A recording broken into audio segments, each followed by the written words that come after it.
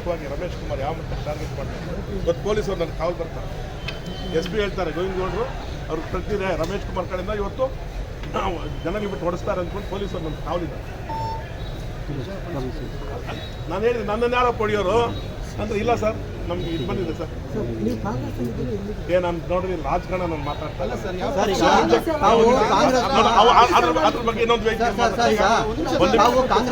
ಒಂದು ನಿಮಿಷ ಸರ್. ನಾನೀಗ ಕಾಂಗ್ರೆಸ್ ಬಗ್ಗೆ ಮಾತಾಡ್ತಾ ನಿನ್ನೆ ಒಬ್ಬ ಪ್ರಮುಖವಾದಂಥ ಮಾತಾಡಿದ್ದಾರೆ ನಾನು ಕಾಂಗ್ರೆಸ್ ಅಲ್ಲ ಅದಕ್ಕೆ ಇನ್ನೊಂದು ಕೇಳಪ್ಪ ನಾನು ಇನ್ನೊಂದ್ಸರಿ ಮಾತಾಡ್ತೀನಿ ಇವತ್ತು ಅದು ಮಾತಾಡೋದು ಒಂದು ನನ್ನ ಬಗ್ಗೆ ಮಾತಾಡಬೇಡ ಇರಪ್ಪ. ನಾನು ಯಾಕೆ ಇವತ್ತು ಮಾತಾಡ್ತಾ ಇದ್ದೀನಿ ಅಂದರೆ ಒಂದು ನಿಮಿಷ ಕೇಳೋಣ.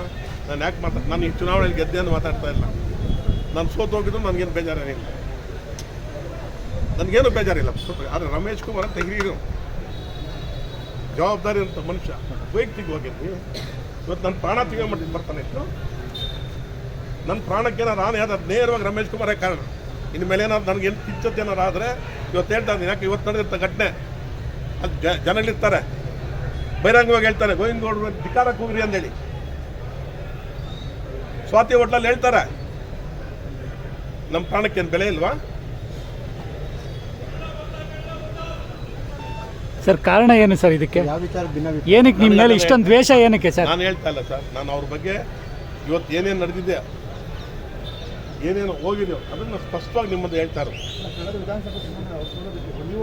ನಾನು ಹೇಳೋದು ಕೇಳಿ ಸರ್. ನಾನು ಅವರಿಗೆ ನಾನು ಹೇಳ್ತಾ ಇದ್ದೀನಲ್ಲ ನನ್ನ ಮನೆ ನನ್ನ ಸಾಯಿಬಾಬಾ ಭಕ್ತ. ನಾನು ಅವ್ರ ವಿರುದ್ಧ ಓಟ್ ಹಾಕಿದ್ರೆ ನಾನು ಅವ್ರ ವಿರುದ್ಧ ಕೆಲಸ ಮಾಡಿದರೆ ನಾನು ಸರ್ವನಾಶ ಆಗ್ತೀನಿ. 100% ಮಾಡಿದ್ದೀನಿ. ನನಗದು ಗೊತ್ತಿಲ್ಲ. ನಾನು 100% ಅವ್ರ ಬಗ್ಗೆ ಚುನಾವಣೆ ಇಷ್ಟು ದಿವಸ ನಾನು ಮಾತಾಡಿಲ್ಲ ಸರ್. ಮಾತಾಡಿಲ್ಲ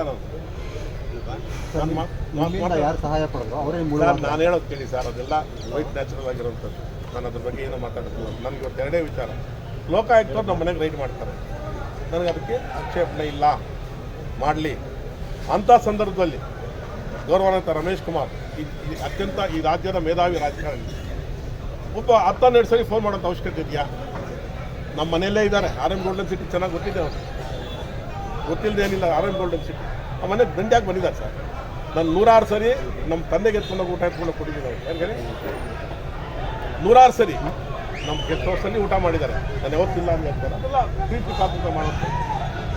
ಅದು ಅವ್ರಿಗೆ ಜ್ಞಾಪಕ ಬರಲ್ಲ. SN ಸಿಟಿ ಇರ್ತಾರೆ. ಅವ್ರು ನಮ್ಮ ಮನೆಯವ್ರು ಹೇಳ್ತಾರೆ ಇಲ್ಲಪ್ಪ RM ಗೋಲ್ಡನ್ ಸಿಟಿ ಅಲ್ಲೂ ಹೋಗಿ ಚೆಕ್ ಮಾಡೋದು.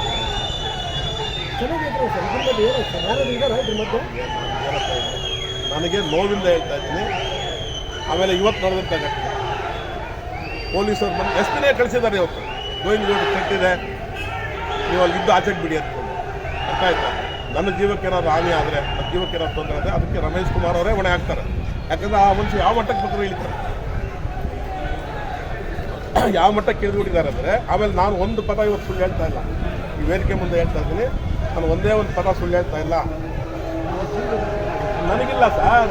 ನಾನು ಹೇಳ್ತಾ ಇದ್ದು ಇವತ್ತು ಪೊಲೀಸರು ಬಂದು ಪ್ರೊಟೆಕ್ಷನ್ ಕೊಟ್ಟಾಗ ಅಲ್ಲಿ ನನ್ನ ಗಟ್ಟಿಗೆ ನಾನು ಹೇಳ್ತಾ ಇರೋದು. ನನ್ನ ಜೀವ ಬದುಕಿದೆ ನಾನು ಹೇಳ್ತಾ ಇಲ್ಲ. ನನ್ನ ಜೀವ ಬದುಕಿದೆ ನಾನೇನೋ ಆಗೋಗ್ತೀನಿ ನಾನು ಹೇಳ್ತಾ ಇಲ್ಲ ಸರ್. ನಾನು ಬೇರೆಯವ್ರ ಬಗ್ಗೆ ಯಾರ ಬಗ್ಗೆ ಮಾತಾಡ್ತಾ ಇಲ್ಲ.